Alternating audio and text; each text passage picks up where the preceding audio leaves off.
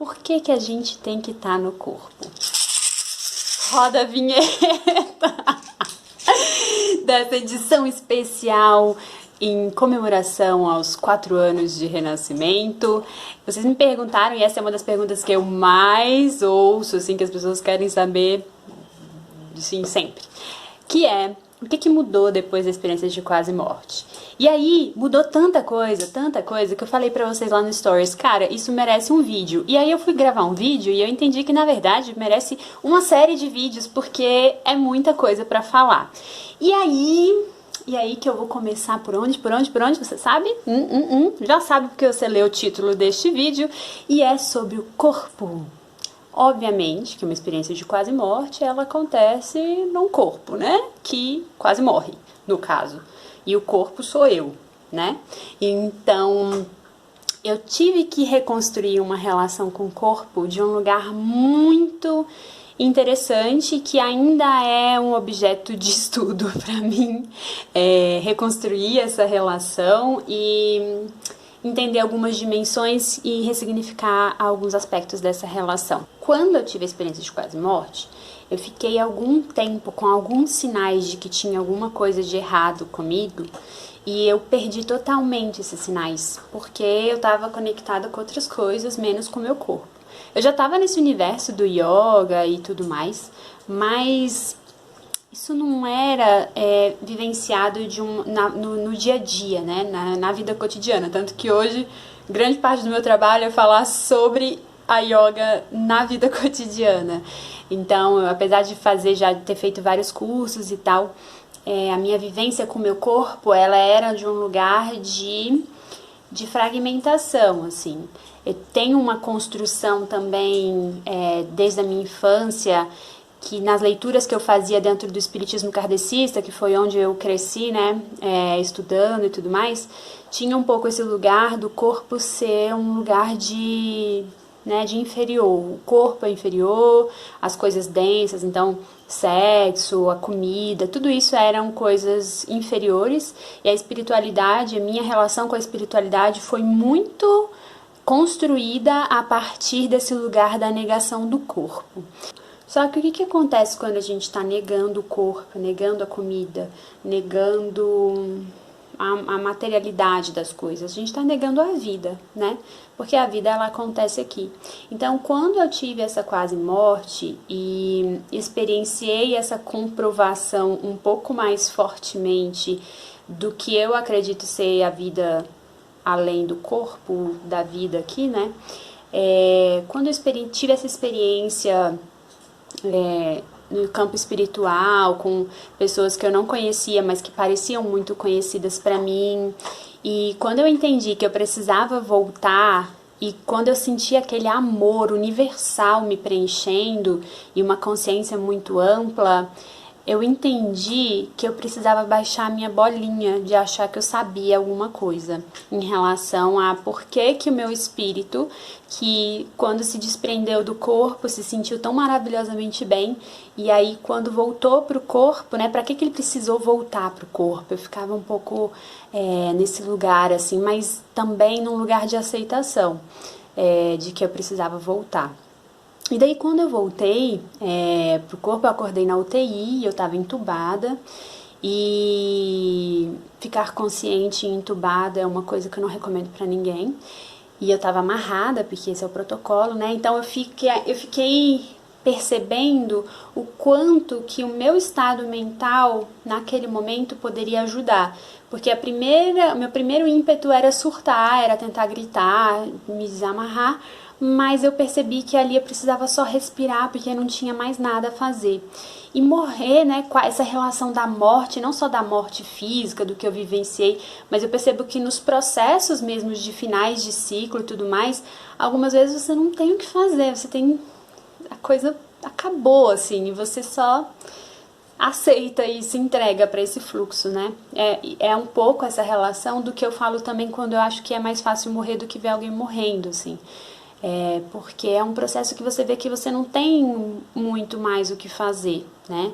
Então, quando eu voltei, eu tive que desenvolver uma outra relação com o meu corpo e com a minha mente. Primeiro porque eu não sabia o que tinha acontecido comigo, então eu acordei na UTI e não sabia o que tinha acontecido. Eu sabia que tinha acontecido alguma coisa muito ruim, eu até pensei assim, nossa, que merda, aconteceu alguma coisa muito grave, porque eu tô na UTI. Eu já tinha estado em UTI como fonoaudióloga, né, não como paciente, e eu era a mais nova da UTI, assim, e aí eu não sabia o que tinha acontecido comigo, então eu tive que desenvolver a noção de que eu tinha engravidado e que tinha perdido um bebê e que tinha quase perdido a minha vida, né? E ficar ficar um tempo ainda sem ver meus filhos. Então foi muita coisa para assimilar. E aí eu entendi, cara, eu preciso cuidar de mim agora e me empenhar em sair e melhorar. Só que a mente, é muito interessante esses aspectos, porque a mente, ela tava sã, assim, tava super bem. Na verdade, eu tava ainda com a memória muito fresca do amor que eu tinha sentido na esfera espiritual e tal, que eu acho que deve ser uma estratégia pra gente conseguir lidar com os desafios que vêm depois, quando a gente volta, né?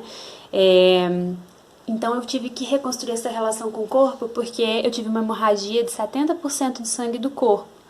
E eu não sabia que os impactos iam ser tão profundos e que iam demorar tanto tempo para melhorar. Então eu lembro que a primeira vez que eu sentei na cama da UTI, assim, eu não conseguia ficar sentada, porque meu corpo estava completamente fraco. E mesmo já tendo recebido a transfusão, né, enfim, já tinha sido extubada e tudo mais, meu corpo estava muito fraco e eu levei um susto porque eu não conseguia ficar sentada.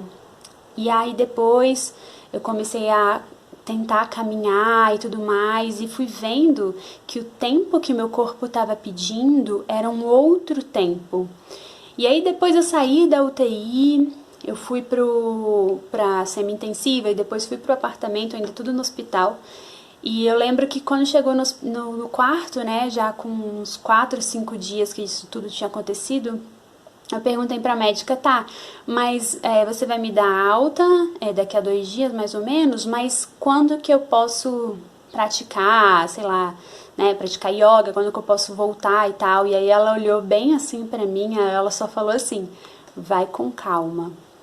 E eu não entendia, assim, eu acho que até faltou um pouco de orientação nesse sentido, mas eu vejo que também pode ter sido um lugar de tentar me preservar emocionalmente, porque essa fraqueza muscular que eu fiquei em decorrência dessa transfusão, né, eu fiquei com um tônus completamente hipotônico, assim, pra tudo eu precisava de ajuda, eu não conseguia comer alimentos sólidos, eu fiquei de cadeira de rodas um tempo, e aí eu ia fazer um tratamento para anemia que era o sulfato ferroso intravenoso, e tipo, as pessoas tinham que me ajudar, me colocar no carro, me tirar do carro.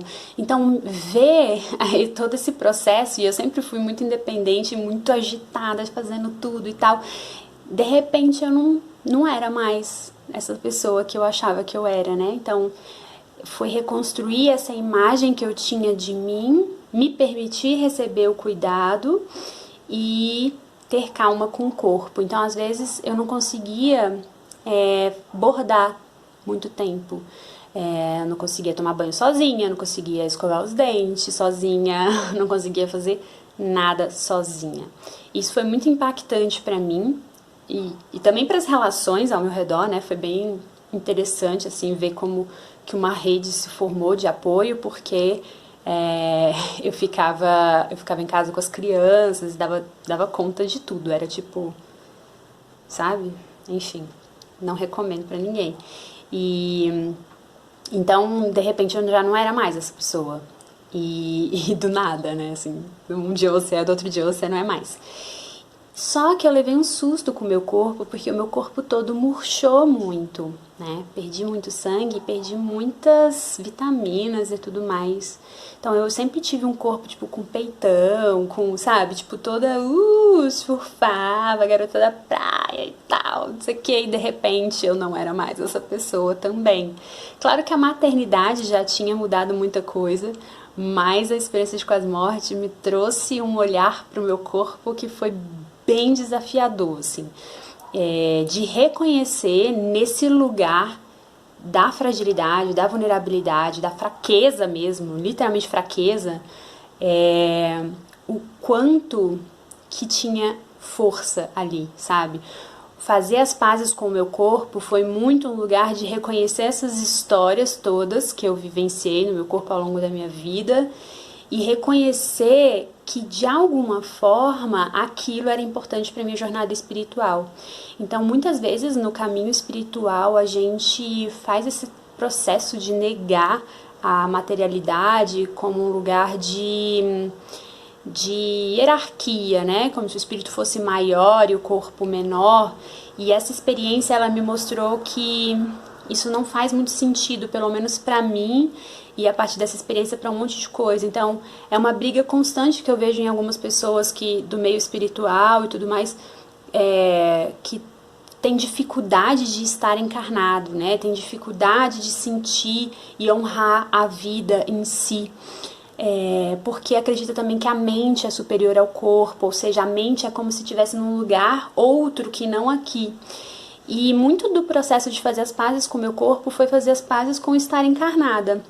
Fazer as pazes com é preciso estar aqui agora, fazer as pazes com é denso mesmo, o corpo é denso, você não vai poder voar, mas tem uma série de outras coisas que acontecem e tem uma razão, sabe? Tem um porquê que talvez a gente não entenda agora por que a gente precisa estar encarnados dentro de um corpo agora, né? Se o espírito sabe tudo, se o espírito vivencia essa amorosidade, se o espírito tem uma consciência superior. E essa jornada da quase morte foi uma reconexão com a vida em mim, porque se reconectar com o corpo é também se reconectar com a vida, né?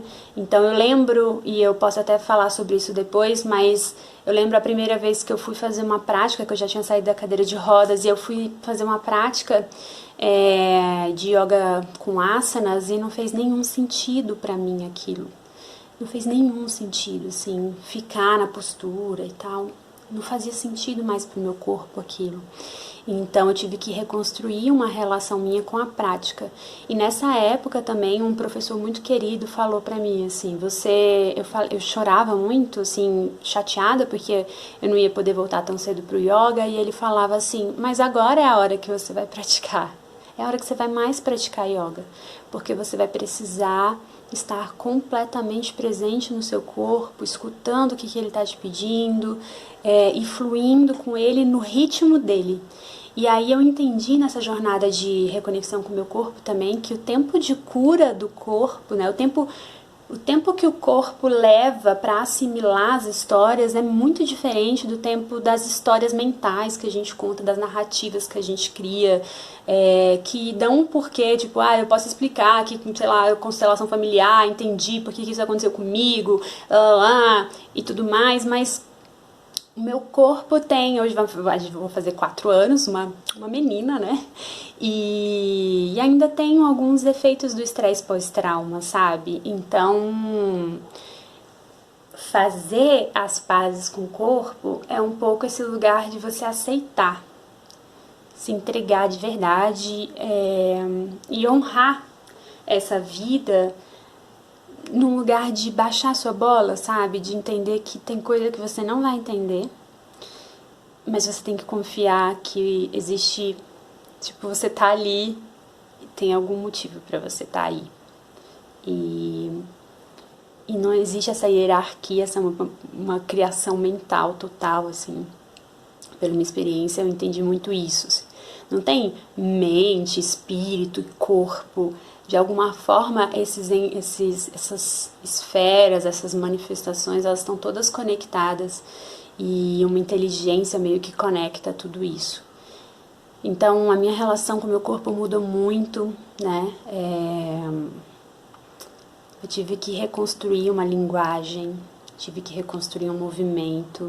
E isso também passou, obviamente, pelo como eu me conectei com a minha energia sexual, que também foi uma cura profunda, que eu posso falar depois, é um dos temas que eu quero trazer depois, porque também é muito, muito denso, Mas esse processo de entender que a espiritualidade ela acontece na corporeidade também é muito importante para a gente parar de ficar negando esse presente, porque antes eu via como um fardo a vida, sabe? E não é, sabe? Não é um fardo. É tipo uma oportunidade gigantesca da gente fazer uma coisa muito bonita por nós como humanidade, porque a gente não tá desconectado um do outro em nenhum momento. Eu senti muito fortemente isso, assim, é uma sensação que eu nunca vou esquecer, de saber, de estar conectada com toda a humanidade, de sentir essa essência de amorosidade, sabe? E a gente insiste em esquecer disso, tipo, o tempo todo a gente insiste em esquecer. Tipo, eu sempre me emociono quando eu falo disso, porque é isso, a vida é a gente esquecendo dessas potências, dessa amorosidade imensa que a gente é, sabe? Mesmo nos momentos mais desafiadores, tipo, cara, alguém morreu de repente do seu lado, você passou por uma violência muito forte, alguém cagou na sua cabeça, está numa pandemia mundial, e tipo, cara, tem algum motivo para isso estar acontecendo, e o que a gente pode fazer para deixar isso como um aprendizado, sabe? Como um lugar de amadurecimento mesmo. Então é isso, assim, eu espero que esses vídeos te conectem com esse espaço de amorosidade. A minha intenção é trazer um pouco essa sensação, sabe? Que sempre que eu lembro dessa experiência fora do corpo, né, assim, fora do corpo físico, eu lembro dessa amorosidade e aí eu sinto ela aqui no corpo. Então, não é sobre lá e aqui. Lá é aqui, aqui é lá, e de alguma forma tudo isso pode coexistir dentro da gente. O mais importante é a gente manter esses lembretes desses espaços de amorosidade que a gente tem dentro da gente.